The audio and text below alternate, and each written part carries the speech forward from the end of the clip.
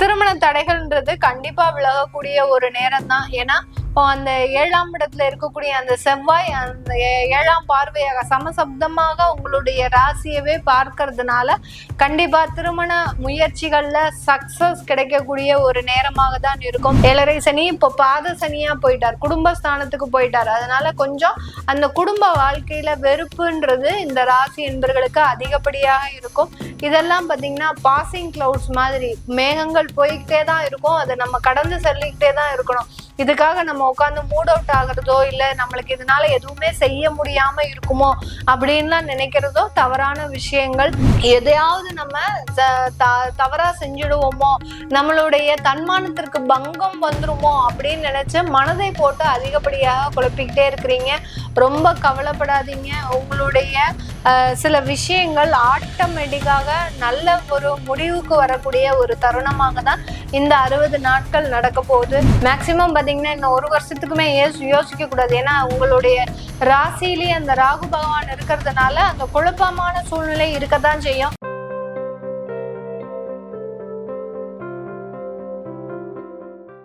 வணக்கம் நேர்களே, நான் உங்கள் ஆஸ்ட்ரோ பூர்ணா. இன்னைக்கு நாம பார்க்கக்கூடிய சிறப்பு தலைப்பு செவ்வாய் பயிற்சி. நீச்சமாக இருக்கக்கூடிய செவ்வாய் பகவான் கடக ராசியிலிருந்து சிம்ம ராசிக்கு ஜூன் மாதம் 7ஆம் தேதி பயிற்சி ஆகிறார். இந்த 7ஆம் தேதி பயிற்சி ஆகக்கூடிய அந்த செவ்வாயினுடைய பயிற்சி ஒவ்வொரு ராசி என்பவர்களுக்கும், ஏன்னா நீச்சமாக இருக்கும் போது பலவிதமான பாதிப்புகளையும் கொடுத்திருப்பாரு, பலவிதமான ஒரு உயர்வுகளையும் கொடுத்திருப்பாரு இந்த செவ்வாய் பகவான். இப்போ அந்த நீச்சத்துல இருந்து வெளியில வந்து செவ்வாயினுடைய பயிற்சி ஒவ்வொரு ராசி என்பர்களுக்கும் என்ன மாதிரியான ஒரு பலன்களை கொடுக்க போகுதுன்றதுதான் இந்த பதிவுல பார்க்க போறோம். இந்த சேனல்ல முதன்முறையா பாக்குறீங்கன்னா சப்ஸ்கிரைப் பண்ணிக்கோங்க. பெல் பட்டன்ல ஆல் ஆப்ஷன் சூஸ் பண்ணீங்கன்னா உங்களுக்கு என்னுடைய அடுத்தடுத்த பதிவுகள் நோட்டிபிகேஷனா வந்துட்டு இருக்கும். கும்ப ராசி அன்பர்களுக்கு செவ்வாய் பகவான் 7ஆம் இடத்துல பயிற்சியாகி வர்றார்.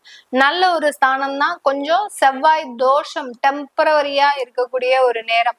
அதனால கொஞ்சம் உங்களுக்கு அந்த செவ்வாய் தோஷம் இருக்கிறதுனால இந்த ராசி அன்பர்களுக்கு பெரிய அளவுக்கு அந்த எதிர்பார்த்த ஒரு திருமண உறவுகள் வருமா அப்படின்னு கேட்டீங்கன்னா கிடையாது. அந்த வரன்கள்ல இருந்து உங்களுக்கு கொஞ்சம் ஹைஃபையா நீங்க எதிர்பார்க்கறத விட கொஞ்சம் அதிக அளவு கொஞ்சம் முரண்பாடா இருக்கிறதுக்கு உண்டான ஒரு நேரமாக இருக்கும். திருமண தடைகள்ன்றது கண்டிப்பா விலகக்கூடிய ஒரு நேரம் தான். ஏன்னா அந்த 7ஆம் இடத்துல இருக்கக்கூடிய அந்த செவ்வாய் அந்த 7ஆம் பார்வையாக சமசப்தமாக உங்களுடைய ராசியவே பார்க்கறதுனால கண்டிப்பா திருமண முயற்சிகள்ல சக்சஸ் கிடைக்கக்கூடிய ஒரு நேரமாக தான் இருக்கும். நிறைய கும்பராசி என்பர்கள் அந்த வாழ்க்கையில வெறுத்து போய் இன்னும் திருமணமே வேண்டாம், என்னால இந்த திருமணத்தையே பண்ணிக்க முடியாது அப்படின்ற மாதிரியான ஒரு விரக்தியான ஒரு சூழ்நிலையில இருக்கிறீங்க. இதுக்கெல்லாம் காரணம் 7.5 சனி. 7.5 சனி இப்போ பாத சனியா போயிட்டார், குடும்பஸ்தானத்துக்கு போயிட்டார். அதனால கொஞ்சம் அந்த குடும்ப வாழ்க்கையில வெறுப்புன்றது இந்த ராசி என்பர்களுக்கு அதிகப்படியாக இருக்கும். இதெல்லாம் பாத்தீங்கன்னா பாசிங் கிளவுட்ஸ் மாதிரி மேகங்கள் போய்கிட்டே தான் இருக்கும், அதை நம்ம கடந்து செல்லிக்கிட்டே தான் இருக்கணும். இதுக்காக நம்ம உட்காந்து மூட் அவுட் ஆகுறதோ இல்ல நம்மளுக்கு இதனால எதுவுமே செய்ய முடியாம இருக்குமோ அப்படின்லாம் நினைக்கிறதோ தவறான விஷயங்கள். ஏன்னா கும்பராசி என்பர்கள் அதான் செய்வாங்க. அந்த ராசிக்கு அதிபதி சனி எப்போதுமே ஒரு டல் ஆகக்கூடிய ஒரு அன்பர்கள். எதையாவது நினைச்சு மனசை போட்டு குழப்பிப்பாங்க. இப்ப சொல்லவே வேண்டாம், ராகு வேற உங்களுடைய ராசியிலே இருக்கிறதுனால அந்த செவ்வாயும் பார்க்கறதுனால எதையாவது நம்ம தவறா செஞ்சிடுவோமோ, நம்மளுடைய தன்மானத்திற்கு பங்கம் வந்துருமோ அப்படின்னு நினைச்சு மனதை போட்டு அதிகப்படியாக குழப்பிக்கிட்டே இருக்கிறீங்க. ரொம்ப கவலைப்படாதீங்க. உங்களுடைய சில விஷயங்கள் ஆட்டோமேட்டிக்காக நல்ல ஒரு முடிவுக்கு வரக்கூடிய ஒரு தருணமாக தான் இந்த 60 நாட்கள் நடக்க போகுது. உங்களுடைய 10ஆம் இடத்தை அந்த செவ்வாய் பகவான் பார்க்கிறார். 10ஆம் இடத்திற்கு அதிபதியும் உபஜய ஸ்தானாதிபதியும் கூட அந்த செவ்வாய் பகவான். அதனால இந்த கும்பராசி என்பர்களுக்கு அந்த 10ஆம் இடத்தையும் பார்க்கறதுனால புதிதாக தொழில் வரவுகள்ன்றது கண்டிப்பா இருக்கும்.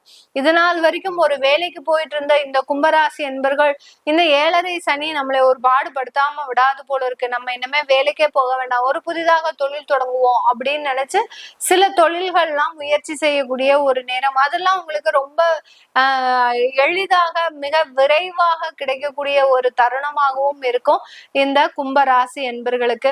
இந்த காலகட்டத்துல உங்களுக்கு கிடைக்கக்கூடிய அந்த பலன்கள், தொழில் ரீதியாக கிடைக்கக்கூடிய அந்த வாய்ப்புகள் மிக அபரிமிதமாக இருக்கும். ஒரு இடத்துலதான் நம்ம ஆப்பர்ச்சுனிட்டி தேடி போவோம், அது பாத்தீங்கன்னா அப்படியே லிங்க் ஆகி கிடைக்கும் உங்களுக்கு. ஒரு நபர்கிட்ட இருந்து இன்னொரு நபர், இன்னொரு நபர் கிட்ட இருந்து இன்னொரு நபர், இப்படின்ற மாதிரியாக உங்க தெரிந்த நபர்கள் மூலமாக அந்த தொழில் வளர்ச்சிகள்ன்றது ஆட்டோமேட்டிக்காக கிடைக்கக்கூடிய ஒரு நேரமாக தான் இருக்க போது இந்த ராசி என்பர்களுக்கு.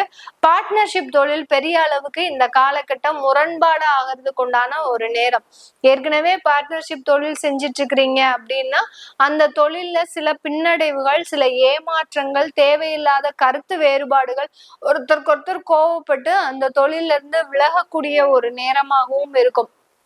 சமசப்தமா பார்வையா பார்க்கிறாரே மேடம், அப்புறம் எப்படி எங்களுக்கு பார்ட்னர்ஷிப் தொழில் பிரச்சனையை கொடுக்கும் அப்படின்னு கேக்குறீங்க அப்படின்னா, உங்களுடைய ராகுன்னு இருக்கார்ல, உங்களுடைய ராசியிலேயே ராகு இருக்கிறதுனால செவ்வாயும் ராகுவும் அப்படியே மோதிப்பாங்க, கிளாஷ் ஆகிக்கும். பயங்கரமா ஒரு சண்டையை, பிரச்சனையை கொடுக்கக்கூடிய கிரகங்கள். அதனால பார்ட்னர்ஷிப் தொழில் பண்ணீங்கன்னா கும்பராசி என்பவர்களுக்கு இந்த 60 நாட்கள் மோதல்கள் கண்டிப்பாக இருக்கும். அதனால பெரிய அளவுக்கு பேச்சுவார்த்தை எல்லாம் நடத்தாதீங்க, அந்த கால அளவை தள்ளி போடுங்க. நான் முதலே சொன்ன மாதிரி இதுவும் கடந்து போகும் அப்படின்னு நினைச்சு சில விஷயங்களை நீங்க பாசிங் மாதிரி பண்ணிட்டீங்க அப்படின்னா நிறைய ஒரு மாற்றங்கள் ஏற்படக்கூடிய ஒரு தருணமாக இருக்கும். உங்களுடைய 2ஆம் இடத்தை பார்க்கிறார் செவ்வாய் பகவான், அந்த 7ஆம் இடத்துல இருந்து 2ஆம் இடத்தையும் பார்க்கிறதுனால குடும்ப பிரிவுகள்ன்றது பெருமளவு இருக்காது. குடும்பத்துல இருக்கக்கூடிய வளர்ச்சிகள் அதிகமாக இருக்கும். அந்த சனியும் இருக்கிறதுனால செவ்வாய் சனி சேர்க்கை பெறும்போது கொஞ்சம் குடும்பத்துல இருக்கிறவங்களுக்கு ஏதாவது வியாதி தொந்தரவுகளோ இல்ல கடன் தொந்தரவுகளோ அதிகரிக்கக்கூடிய ஒரு நேரம். ஏற்கனவே கடன்னால பிரச்சனையா இருக்கு அப்படின்ற பட்சத்துல அந்த கடனை அடைக்கிறதுக்கு முழு முயற்சிகள் எடுக்கக்கூடிய ஒரு நேரமாக தான் இந்த கும்பராசி என்பர்களுக்கு இந்த காலகட்டம் இருக்க போது. இந்த காலகட்டத்துல வெளிநாடு, வெளியூர்ல இருக்கக்கூடியவர்கள், அதாவது குடும்பத்தை பிரிந்து வெளியில இருக்கிறோம், எங்களுக்கு வளர்ச்சிகள் எப்படி இருக்கும், நாங்க எப்போ குடும்பத்தோட சேருவோம் அப்படின்னா ஒரு 2-3 மாசத்துக்கு அதை பத்தி எல்லாம் எதுவும் யோசிக்காதீங்க. மேக்சிமம் பாத்தீங்கன்னா இன்னும் 1 வருஷத்துக்குமே யோசிக்க கூடாது. ஏன்னா உங்களுடைய ராசியிலேயே அந்த ராகு பகவான் இருக்கிறதுனால அந்த குழப்பமான சூழ்நிலை இருக்கத்தான் செய்யும். அதை வெளியூர்ல இருக்கிற வரைக்கும் நல்லா இருப்பீங்க, கொஞ்சம் நெருங்கி போயிட்டீங்க அப்படின்னா குடும்பத்தை ரெண்டாக்காம விடவே மாட்டீங்க. அந்த அளவுக்கு உங்களுடைய மன வலிமைன்றது குறைஞ்சிக்கிட்டே வரும் இந்த ராசி என்பர்களுக்கு. அதனால வெளியூர், வெளிநாட்டுல இருக்கக்கூடியவர்களுக்கு நல்ல ஒரு முன்னேற்றமான காலம். வெளிநாட்டுல சுயமாக தொழில் தொடங்கக்கூடிய ஒரு நேரம், அந்த இடத்துல போய் படிக்கிறதுக்கு உண்டான ஒரு நேரம். ஸ்டூடெண்ட் வீசாவா இருக்கிறவங்களுக்கு மாற்று ஏற்பாடு வீசா, அதாவது ஒர்க் வீசா, அடுத்து பாத்தீங்கன்னா டெம்பரவரி வீசா, இதெல்லாம் கிடைக்கிறதுக்கு உண்டான ஒரு நேரமாக தான் இருக்கும். பெர்மனன்ட் வீசாலாம் கிடைக்குமா மேடம், எங்களுக்கு இந்த காலகட்டத்துல ட்ரை பண்ணலாம்னா, அதெல்லாம் ட்ரை பண்ணி கொடுத்துட்டா 7.5 சனிக்கு மதிப்பு இருக்காது. அதனால அதெல்லாம் கொடுக்க மாட்டாரு, அதெல்லாம் ட்ரை பண்ணாதீங்க. உங்களுடைய ஜாதகத்துல நல்ல திசாபுத்தி இருந்ததுன்னா கண்டிப்பா அதற்கு உண்டான முயற்சிகளை நீங்க எடுக்கலாம். அதை பார்த்துட்டு நீங்க அதெல்லாம் எடுத்துக்கலாம். இது எல்லாமே உங்களுக்கு கோச்சார நிலவரப்படி பலன்களை சொல்லியிருக்கிறோம். உங்களுடைய ஜனனகால தசாபுத்தி பலன்களை தெரிஞ்சுக்கணும் விருப்பப்படுறவங்க, உங்களுடைய குழந்தைகளுக்கு நியூமராலஜி படி பெயர் வைக்கணும் அப்படின்னு விருப்பப்படுறவங்களும், ஜாதகம் எழுதணும் அப்படின்னு நினைக்கிறவங்களும் கீழே இருக்கிற நம்பருக்கு வாட்ஸ்அப்ல அப்பாயின்மெண்ட் வாங்கிக்கிட்டு நீங்க என்கிட்ட கன்சல்ட் பண்ணிக்கலாம். உங்களிடமிருந்து விடைபெறுவது உங்கள் ஆஸ்ட்ரோ பூர்ணா. நன்றி, வணக்கம்.